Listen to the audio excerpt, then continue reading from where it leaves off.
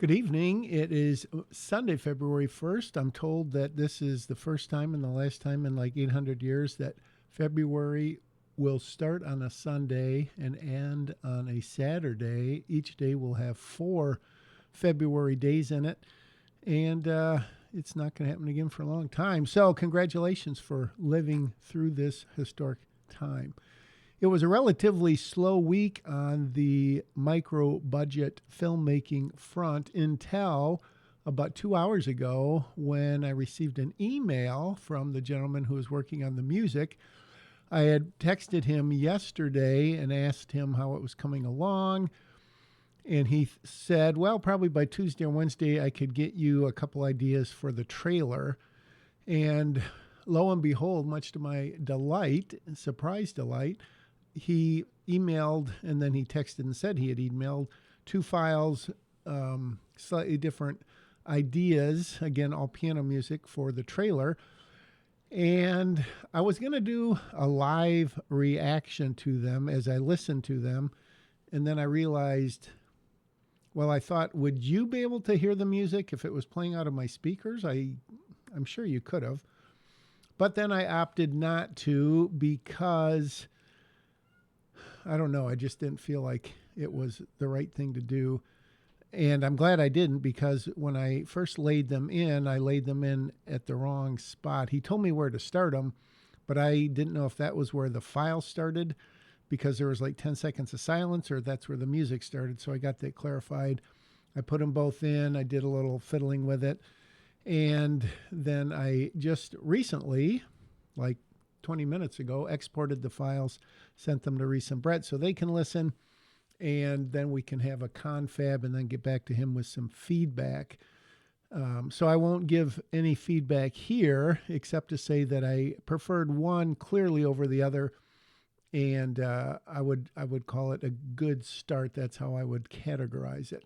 So that turned out to be good. And then, bonus time, I got an email from someone that I'd emailed 4 or 5 days ago, asked if she wanted to provide a voiceover line. And I thought there were 2 or 3 lines. And then when I watched it back, there was only one. I might be able to squeeze in a couple others, but it's all in service of the script. So anyway, she was happy to do it. She was another person who was a teacher at the high school where Reese and Brett went to and graduated along with their brothers and sister. And she was also in the music program, very talented, et cetera, now lives out east. And so I'm going to send her the scene so she can watch it. And it's literally like 6 words or something like that. But hey, it's kind of fun anyways. So that's going to be happening. Really, what else did I do? I got the line. When did I get? I got the lines from the other person who also taught at this school. I can't remember when he sent me those, and I put them in.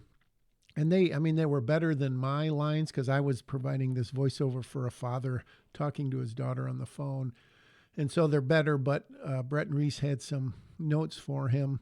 I probably would have had something, but they have better ones. So he is working on take 2 of that.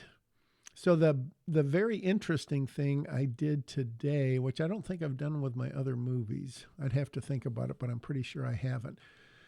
There's a couple lines near the end where there's someone, two of the main characters are talking to each other on a Zoom call.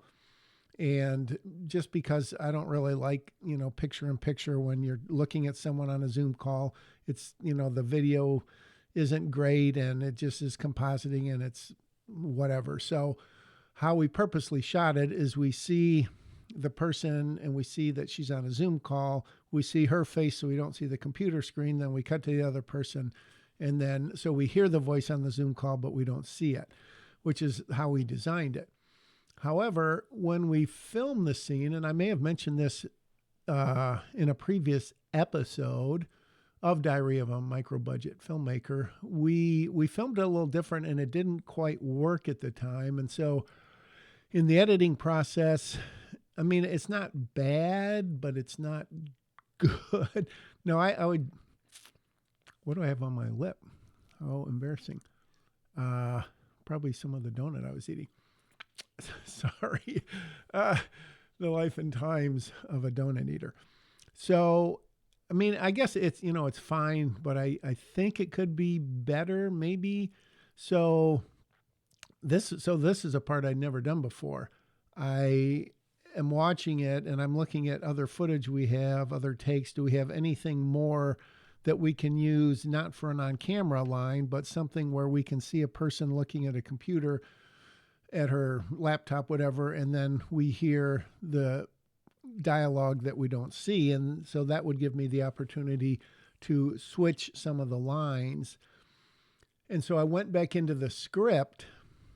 And so this was kind of a little surreal because there's stuff that we have and we're going to use. And obviously the visuals, you can't write them differently. And so I opened the script and I started working on the scene and I was like interior Susie's bedroom. And then I was literally writing what we filmed, which is a little different than what I originally wrote. So that was kind of cool. And that gave me the thought experiment idea that it would be, I don't know if it would be helpful. Maybe it would be helpful. I don't know. For us writers out there to watch a movie and then write the description as we would write it if we were writing the screenplay. Obviously the dialogue is a dialogue, so that wouldn't, help at all.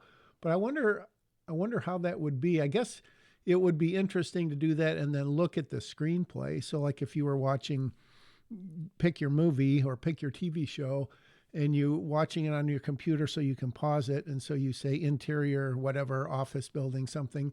And then you write what you see, and then you compare it to the screenwriter or the teleplay writer who wrote it in the first place. So I don't know if I'll do that, but that'd be kind of interesting. The point is that I started writing it, and then I start writing stuff. I said, wait, I can't write that. We already filmed it. I can't say she does this instead of that when it was on screen, when she looks at the computer, looks away or whatever. So you're sort of in a box and you have to, you can't shoot new stuff. You can't say new lines on camera and you can't make up lines that are too long or too short unless you're going to cut back and forth. So if someone originally said Johnny went to the store and you had that much screen time, whatever new line you're going to come up with obviously has to be that roughly the same length within probably a quarter of a second so you can cut to the reaction or whatever you're going to do. So I spent not a long time, maybe an hour, trying to fiddle with 3 or 4 lines of dialogue to kind of wrap up the story of Two People better, because I think when I wrote it, I mean I sort of wrapped it up, but it's kind of, I don't know how to phrase it. It's kind of it's not really a cheap wrap up. Maybe it's just not fulfilling. You don't exactly know who knows what, who said what. So then I was thinking how to frame that so that the line of dialogue that the one character speaks while we're looking at the other one, it's obvious that the one that we're looking at has just told this other person something and she's reacting to it. And in her reaction, she's giving us a little bit of exposition as to what the other person told her, which sounds convoluted. Hopefully it won't be. So I spent, like I said, about an hour on that. I came up with a couple things that I think might work. I got to run it by the co-creative team, see what they think. And so what that caused me to do is use 2 other shots that we hadn't used. There was a wide shot, and then we could cut into a close-up, and then we go back to the other person. But, we didn't have a lot of coverage on that because it's just a single shot of someone talking on a laptop. So that took a while, and I don't think it was fun, but it was interesting experiment, and I don't know that we'll use it. So I basically took the 10 or 15 shots that were here on the timeline and I copied them, pasted them, and then I did some work on that. So if I don't like it, obviously I can just go back and use the original. If I do like it, I'll just get rid of the original or move that and then put this one back in. So that was kind of interesting. So all in all, the week was, I guess, semi-productive. Didn't make a whole lot of advancements, but at this point, you really can't expect to. I did come up, I hope, for the trailer, I came up with kind of a tagline that we could use, and maybe we could use it on the poster. I don't know that it's original or not. I may have to do a little investigation on that. So that is what happened this week. It's still freezing cold. It's going to be below 32, I think, for the next week or two still, which is not super atypical, but a little bit. Hasn't been above freezing probably, I don't know. I'd have to look back. Anyways, you don't care about that. You care about making movies. So do I. And that's why I've made this beautiful vlog for you. Have a great week, and I will talk to you next week or later on this week, probably next week.